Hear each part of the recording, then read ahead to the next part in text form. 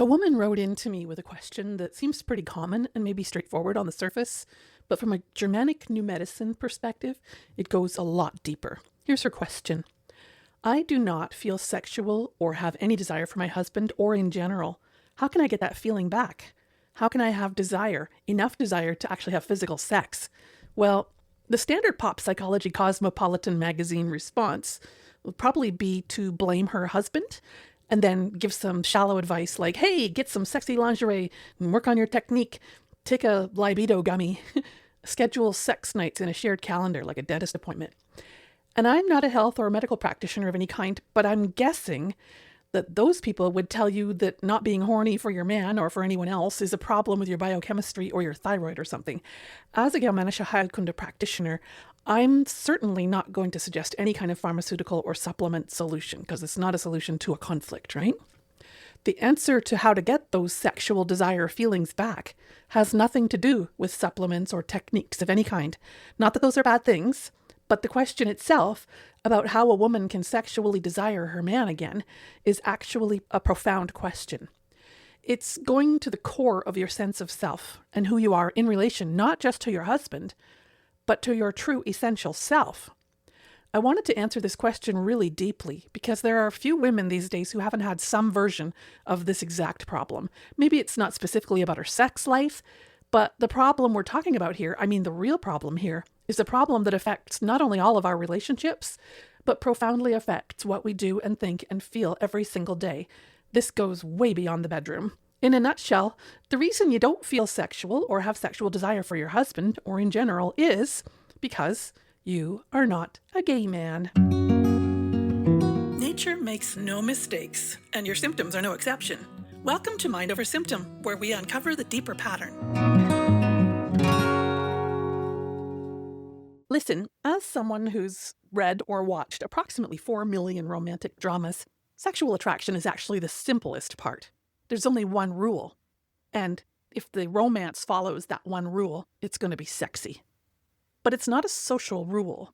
It's not a moral or politically correct rule. In fact, with today's identity politics, this is decidedly politically incorrect. Actually, what I'm going to tell you in a moment might even be a hate crime in some jurisdictions. But this is a natural law kind of a rule that I'm talking about here, politically correct or not. You can break the social rules, but this rule applies in real life. This rule applies to you every day of your life. Yes, even when you're a baby or an old lady. Here's the one rule that makes sex and a lot of other wonderful things happen for men and for women.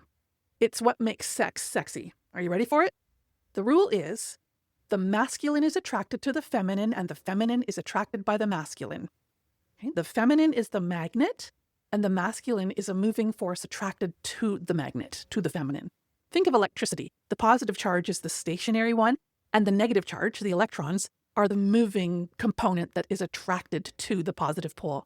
But the positive is also attracted by the negative. They like each other. It's the same for feminine and masculine. So if desire isn't there, if attraction isn't there, it means the feminine isn't there. Well, it can't not be there. So what it actually means is that it's blocked, it's shielded, it's unreachable. Why? Because of temporal-lobe conflicts, because of feminine wounds. Your low or missing libido doesn't begin with a medical problem, some weird chaos of your hormones just not doing what they're supposed to do or anything like that. The feminine is sexual always. That is its nature. And the masculine is always ready to step up and get to it. That's masculine nature. You're not going to read much about this in Germanic New Medicine texts because in the original German, the word for masculine is männlich or manlike, which also is the word for male. So in German, there's male and female, which are manlike and womanlike, and it tends to just collapse into man and woman. Not a lot of nuance there. But I'm not talking about men and women here. I'm talking about masculine and feminine, which, before the feminists get mad at me, though realistically, there's probably no stopping that. Well, I want to make it clear that I'm not talking about men and women here right now. I'm talking about masculine and feminine, and the feminine is always sexual. Your libido also doesn't leave you because your husband is ugly. That matters very little. There are many women with the problem of not truly being sexually attracted to their partner, and their man is gorgeous. I've seen it lots of times. I've experienced it. Attraction isn't about strong jawlines on men and big boobs on women. Remember the rule? The masculine is attracted to the feminine, and the feminine is attracted by the masculine. Okay, so here's the yucky part that we have to solve, but it's unconscious. And that's what biological conflicts are. There are yucky things in the unconscious that we don't want to face and experience. We don't want to be aware of these yucky things, so we push them down into our unconscious, and then we make symptoms about it in order to not feel it. That's the reason for the biology. And that's what we call a special biological program. Your libido left you when your husband turned into your teenage son. And he turned into your teenage son because he was trying to please you. That's it. That's the mechanism that poured water on your spark plug. No, it is not easy to fix this, but it is straightforward. And just because it's not easy doesn't mean it's not doable. It doesn't mean it's too hard. Once you see that you've become his mommy wife instead of his cherished woman, you can fix what needs to be fixed in order to get your spark back. And it'll be one of the most worthwhile things you've ever done, not just for your own well-being and happiness, but for everyone you love and who loves you. So let's dig into this yucky, scary problem that's shoved way down there in your unconscious, where we hope never to have to deal with it, but here it is. And let's unearth it and bring it up into the light so it can be resolved. Every woman I've ever talked to about this problem of not really having the hots for her man like she should arrives with the same theory of the case. It goes something like this. He's doing stuff wrong and he's not listening to me when I tell him how he should do stuff, and then he gets all in a huff when I fix what he did, or when I don't trust him, or when I threaten to divorce him, and all the other stuff I do to try to fix him so he can be attractive as a husband to me again. Why is this so hard for him? Why is he so stupid? How am I supposed to be attracted to him when he's not attractive? Because he's not doing what I told him, and he's not doing what he should do. Why doesn't he recognize my authority? I've tried so hard to explain this to him, but things never change. So she works on the explanation. She rehearses it. She waits for a good moment. She reads about communication. She takes a course, maybe. She softens her delivery. Then she sharpens it. Then she softens it again. She tries I feel statements. She tries not bringing it up. She tries bringing it up calmly 6 weeks later. None of it works. Not because her wording is bad, not even because her delivery is really quite terrible, but because explaining isn't the missing piece. In fact, explaining is making the problem worse. While a woman is trying to correct her man, she never once stops and contacts her own feelings, her own needs, her own desires, and her own problems.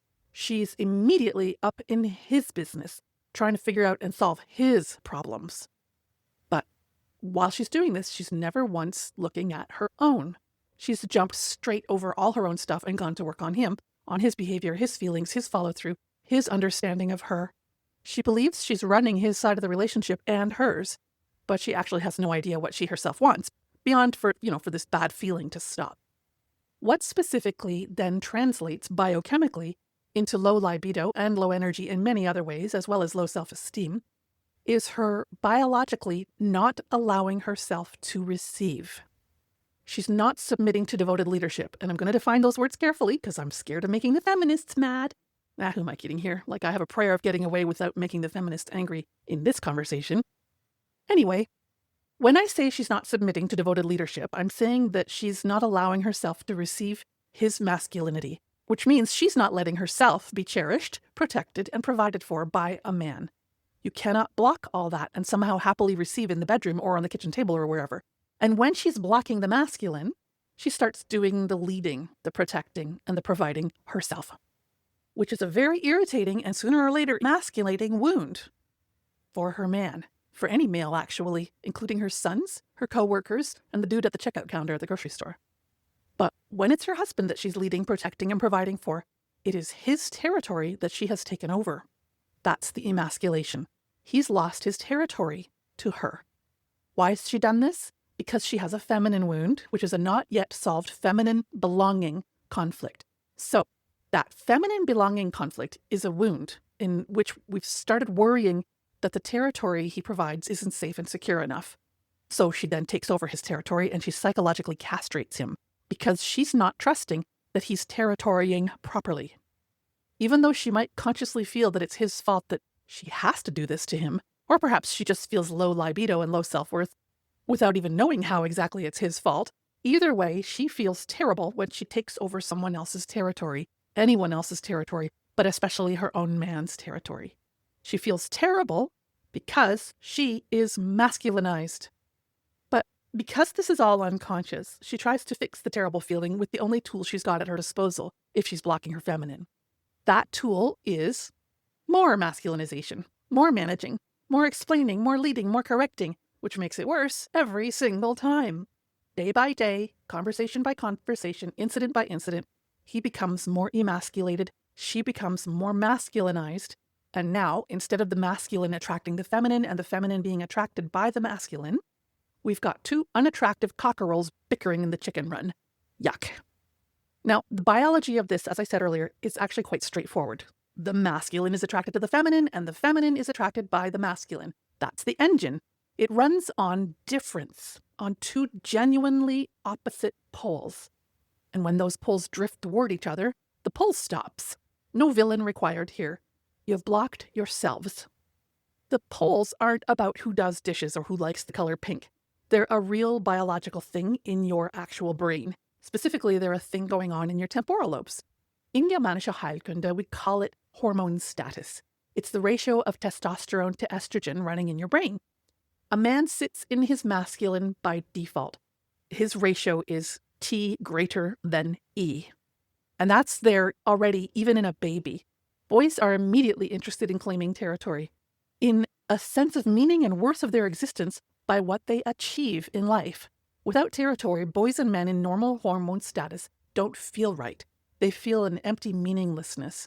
This is why it's overwhelmingly males who are in the military and on oil rigs and doing outrageous adventures like ziplining over piranha-infested canyons. Woohoo! So, territorial is what a man is and where a man stays, unless low testosterone pulls him out of that hormone status. Low testosterone, or specifically a testosterone to estrogen ratio that is too low, comes about due to chemical or physical castration, andropause, or, and here's the really important one for today's conversation, or he can have low testosterone relative to estrogen because of an acute temporal lobe conflict in his right temporal lobe. A woman, on the other hand, sits in her feminine by default and was there even as a baby girl. Now, a girl can also enjoy the thrill of a good zipline, but not if she won't be caught. Then it's no fun at all. Not if she doesn't know she's safe and welcomed and loved. For her, the thrill is that she's going to be caught. A girl's or a woman's primary desire is never claiming territory. It is being claimed within territory. A female of any species who's not welcome and belonging in a safe, loving container, a loving parental relationship, a secure family, a healthy tribe or pack, she's not going to feel right. She'll feel like she has something wrong with herself, and she must fix it urgently. So a girl or a woman stays in her feminine unless something pulls her out. And that can be chemical or physical castration, pregnancy and nursing. Yes, actually, a pregnant or nursing woman is in masculine hormonal status, and I'll tell you in a minute why that's beautiful.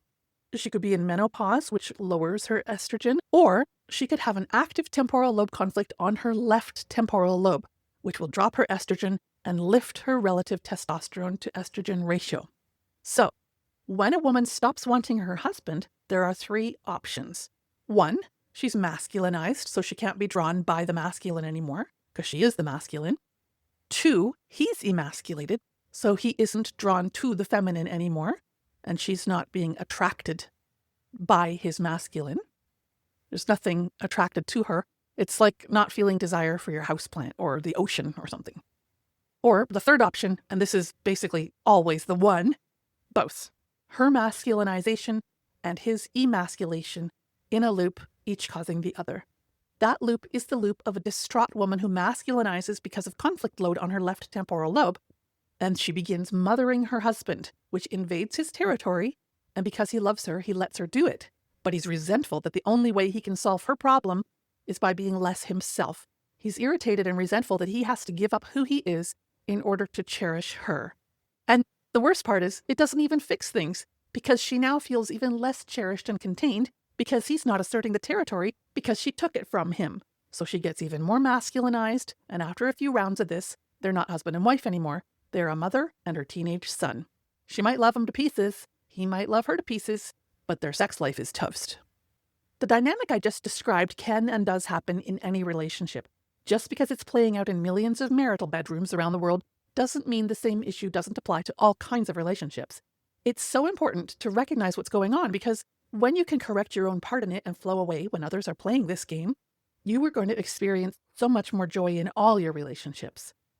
When I was 16 years old, I got my learner's permit and I begged everyone in my family to teach me how to drive. One day I lucked out. One of my uncles said yes, and out we went in his car, me driving, him teaching, and my mother in the back seat thinking she was supervising both of us. Within just a couple of country miles, I realized this previously beloved uncle was the worst human being to ever sit in a passenger seat. He offered to teach me, but what he actually did was launch an escalating tirade of invented stupid rules. No, he said, steer with one hand or you're oversteering. You're going too slow. Stop being a chicken. Do not look at the dashboard. You can barely control this car as it is. Then he reached over and he started fiddling with the controls himself. Then he reached across the steering wheel to fiddle with the controls. While I was driving, he did this. I slowed down, trying to work out this alarming new element in the situation, and he grabbed the actual steering wheel and he yelled at me that I was going to kill us all with my ineptitude. Then he let go again, randomly, and then he couldn't keep his hands off it, so we did the whole thing again. Controls, yelling, wheel. Well, I went full victim, which is the house style in my family, and I tried to explain to him that he was making this really hard for me, and the correct way to teach me how to drive is to stop being a dickhead. I really tried to explain, I really did. He laughed, and he got even more sarcastic about what a hopeless driver I was definitely going to turn out to be. Well, I couldn't just be disrespected like that, right? I escalated that drama. I crossed my arms and lifted my feet up onto the seat. You want to drive, Uncle? How do you like that? Now, as the car slowed down, do you think he steered us onto the shoulder so we could have a heart-to-heart about what was really going on between us? He did not. He grabbed the steering wheel, reached over with his left foot, and pressed the accelerator. And he drove that car from the passenger seat, dangerously, the rest of the way home. I gazed out the window and pretended I was completely fascinated with the passing scenery. But I want you to know I was boiling inside. I'm getting mad about it right now just thinking about it. Ugh. I never felt comfortable being in an automobile with that person again, no matter who was driving. Here's why I'm telling you this. This is what a woman does to the man she loves when she takes over his side of the relationship. We reach over into someone else's driver's seat and we work their controls, and the whole time we experience ourselves as helping, as preventing a crash, as the only responsible adult in the vehicle. We're devaluing them and not trusting them and demanding they be better. And we're destroying all attraction. What I didn't understand until decades later was that my uncle's behavior that day had almost nothing to do with me, or with the car, or with my driving. He actually had an argument earlier with the third person in the car, my mother, who had emasculated him earlier by telling him that she was a better driving teacher than him. So he had something to prove. But nobody in that car, including him, knew what his actual problem was. None of us understood about territory, belonging, and temporal lobe conflicts. This is complicated enough between two people, but it gets complicated much faster when there's a third person or more people involved. Now everybody's wondering and worrying what each other are going to think of them, if they respect them, if they're listening to them or not. So this is why the libido problems tend to start once we have kids. But there's another reason why the libido problems tend to start once we have kids. And that is that in her second and third trimester, and for the newborn period, a woman is naturally in masculine hormone status. She becomes very interested in territory, but only a specific territory, the baby. She becomes protective, providing, and very cherishing of her baby. She doesn't even divorce the baby when the baby screams all night, poops on itself, and is kind of ugly. That's how the masculine feels toward the feminine, by the way. The masculine protects, provides, cherishes, devotes itself, and doesn't even divorce her when she starts complaining about how much money he makes and that he didn't take out the garbage. But a woman is only supposed to be territorial with her baby, and only temporarily. As soon as that baby can take care of itself to any extent, the woman needs to give up that territory. It's not hers anymore. Once the baby learns to feed himself, mommy shouldn't be spoon-feeding every bite. Once the baby can walk, mommy shouldn't be carrying the baby constantly. Mommy needs to let go of that territory as soon as it doesn't belong to her anymore. And her hormones are supposed to adjust accordingly, unless she has a feminine conflict about not being cherished and safe within a protective, containing relationship or community. And if she does have that wound, it's going to lower her estrogen and masculinize her. We're living in a time when that woman's relinquishing of territory isn't happening properly because multiple generations of women have feminine wounds. Since I've probably already ticked them off, I guess I'll just blame feminism outright for this. At least second, third, fourth wave feminism. The idea of a mother controlling her children for the rest of their lives, that kind of feminism. The idea of fathers mothering their children, doing everything for them and never letting them mess around and find out anything, because mother will have a meltdown and divorce father and take not only his kids away, but every last bit of territory he's ever won and protected and provided for. Then there's the birth control pill. The first one came out in 1960 or 1962 or something like that. But by the 70s, it was pretty commonplace, and the birth control pill drops a woman's estrogen, masculinizing her. She becomes interested in territory, in claiming and leading and dominating it, but being a masculinized woman isn't the same as being actually masculine. The masculinized woman has toxic masculinity. She has wounded, conflict masculinity. She's not an actual male. She's a manipulative, controlling female who cannot allow herself to receive masculine provision, and as a result, her self-esteem is low. We're several generations into this right now. I don't want to hurt anyone's feelings by talking about this, but we are all suffering this, and it's become normal. But it's killed our libido. Thanks a lot, Grandma. Don't worry, I'm not a misogynist and I'm not blaming women for all of this. Let's look at the emasculated male. Why does he stop being a sexy, manly man, go quiet, and turn into a 15-year-old who wants to play video games all night but does not want to clean up after himself? While you're driving from the passenger seat, he might look like he's gazing nonchalantly out at the scenery, but inside he's boiling. For a man, being led, judged, and corrected by his woman is not a neutral event. It's the most irritating experience available to him, and he usually can't tell you why. Well, the reason why is because leading, judging, deciding, and correcting is his job in the family. It's not bossiness. For a man, judging is loving. That's masculine devotion. That's his life purpose. That's how he provides and protects. So when the people he loves signal that your manliness needs improvement, buddy, here, let me do it, it doesn't read to him as helpful feedback. It reads as, the thing I am is the problem for the one I love. We can just flip this around. We can invert this and get a taste of how this would feel from a woman's perspective. So think of a woman with her baby. She's masculine with her baby, right? She feeds him. She cares for him. She sacrifices for him. She'll cross a room in half a second for him. And now imagine that the baby says, "Are you sure you did that right, mother? Here, let me show you how to do that properly." She'd feel kind of weird about that, don't you think? And then what if the baby got upset, slammed the door, and went silent for 6 hours? She'd panic. She'd conclude she must be doing something seriously wrong. She'd stop doing anything at all. Basically, she'd just question her own choices constantly and be terrified of making the problem worse. That's exactly what emasculated depression is. At the level of the psyche, it sounds like, I want to provide, I want to protect, I want to solve problems. That's my whole relationship to this family. But my woman keeps telling me that whatever I do is the problem. So to stop making her feel that way, I'll do nothing. Go passive. Withdraw from the territory. That's an emasculated, territorially wounded man relaying a territorial conflict through his right temporal lobe. His testosterone drops. Conventional medicine calls the result depression, but what it really is emasculation, and it happens because his masculinity appears to be causing harm to the person he loves. He isn't unbothered. He's doing the precise opposite of you for the opposite chemical reason. Where you're reaching over and grabbing the wheel so he doesn't crash the car, he's crossing his arms, staring out the window and pretending he doesn't care. Now, watch what he becomes. He doesn't lead. He doesn't decide. He waits to be told. He does the thing when asked, badly, once, resentfully. He gets defensive when he's reviewed. He goes quiet and sulks in another room. He agrees to whatever ends the conversation fastest. Yes, dear, whatever you say. And if he can get a chance to feel like a man again, even for a moment, he's going to grab it. Maybe go get shit-faced with the boys and blow some stuff up. Go zipline across a piranha-infested canyon. Maybe boink his secretary if he gets a chance. Whatever it takes to feel like a man again. You know exactly who that passive, useless, but then getting himself in trouble guy is. That's a 15-year-old boy. And he got there by trying and failing to please you.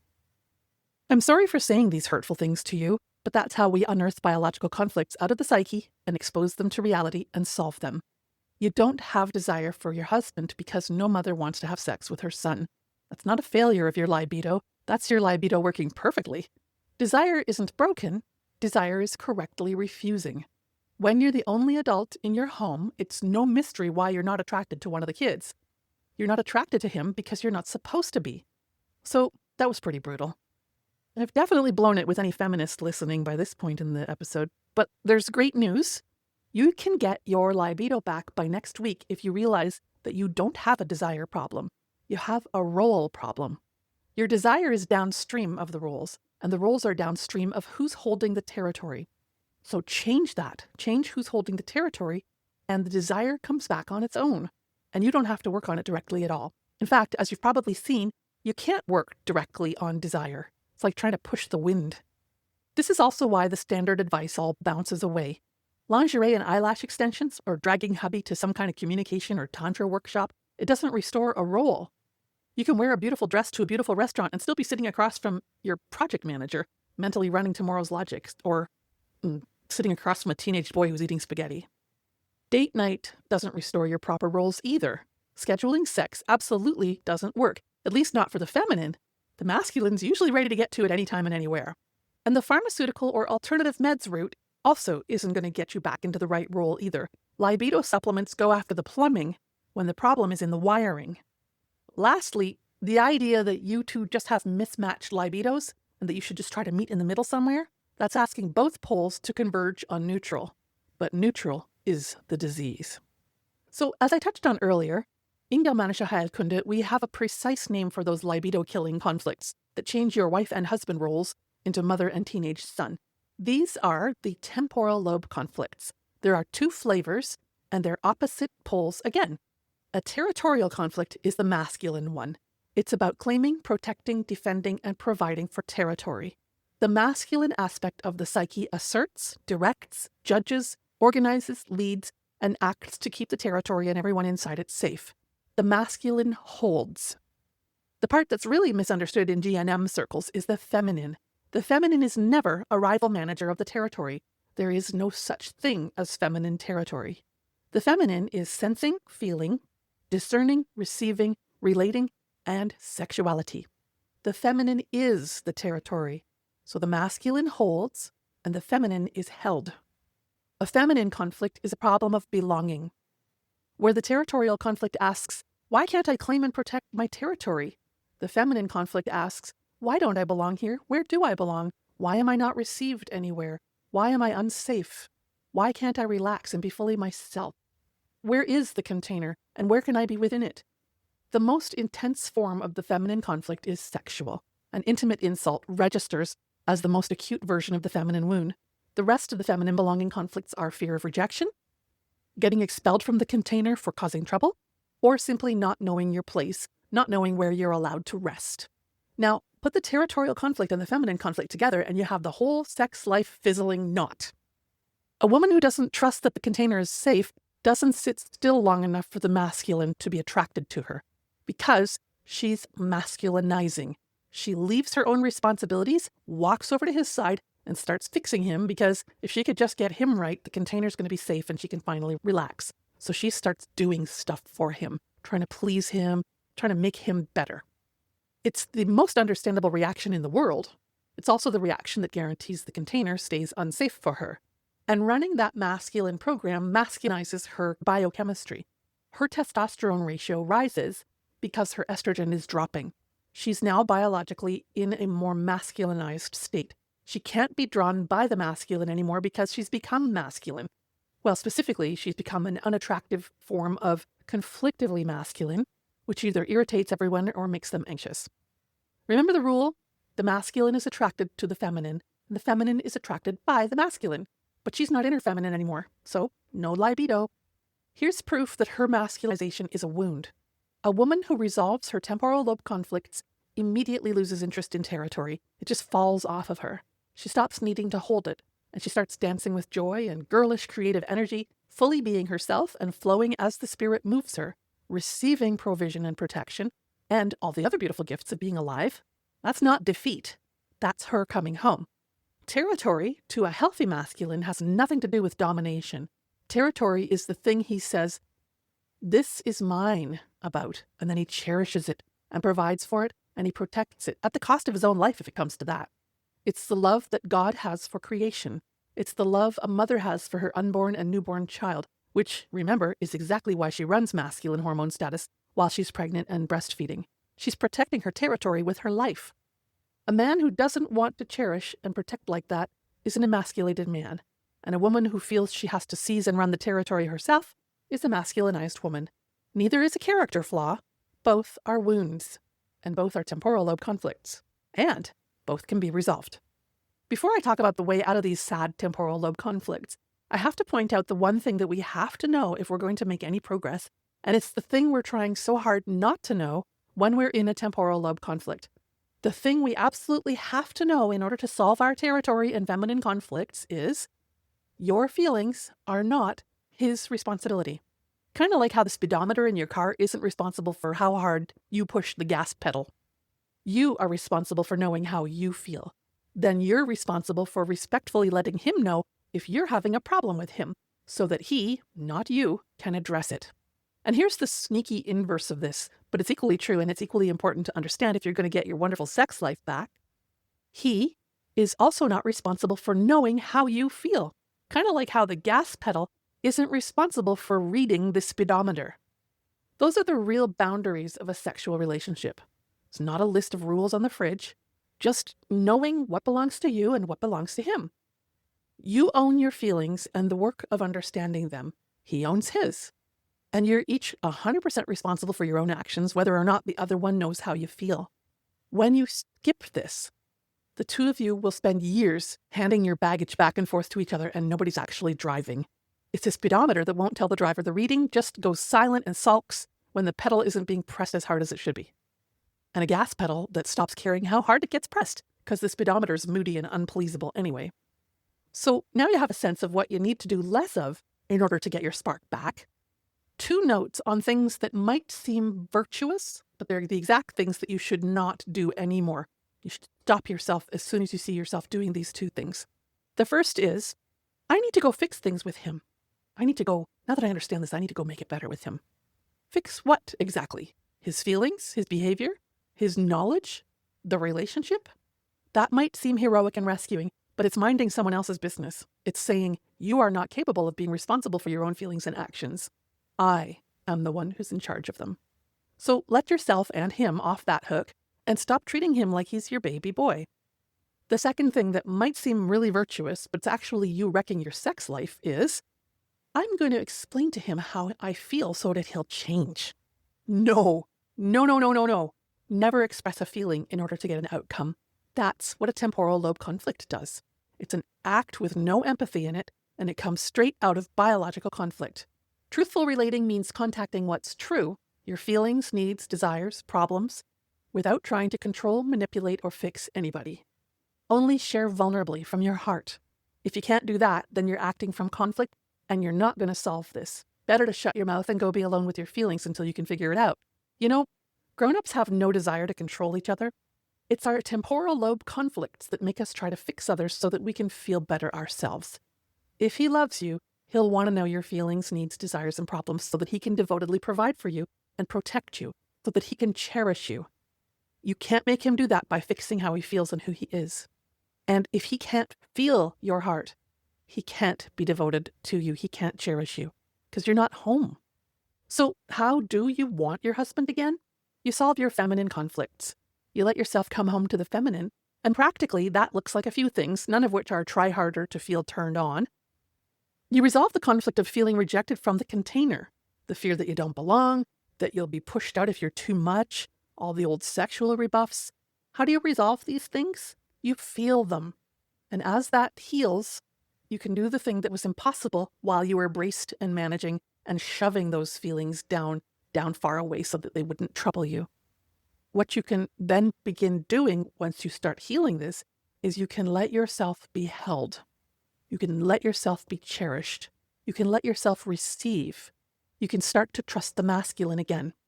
From that growing trust comes the big shift back into polarized sexual attraction. And I'm feeling a little nervous because there's that word that the feminists and all the masculinized women hate so much. You now submit. Specifically, you submit the territory back. Not submit as in become a doormat. Submit as in hand over the management. You stop carrying what was never yours to carry. You render unto Caesar what is Caesar's and render unto God what is God's. And you render unto your husband what is your husband's. You give the territory back to the masculine where it belongs. To your man, to God, however you experience the provider and protector in your life. You let go of the job of holding everything together. That's daddy's job. 2 things will happen then, almost like magic. First, The second you set that territory down, you soften back into your feminine and you become biologically attractive to the masculine again. It feels wonderful. Second, and this is the part women don't believe until it happens, your softening is the single most powerful thing that calls his masculine instincts back online. He feels your trust, he feels respected, and a respected man starts solving his own territorial conflicts. His instincts come back. The motor's running again. He starts leading, protecting, and providing again. And that, a man who's reclaimed his territory, is standing in his masculine, and has a woman who trusts him enough to be soft, that is sexy. This has been Mind Over Symptom with Lishwi Springford, where symptoms are not the enemy and you are your own authority. For more, visit mindtreehealth.co.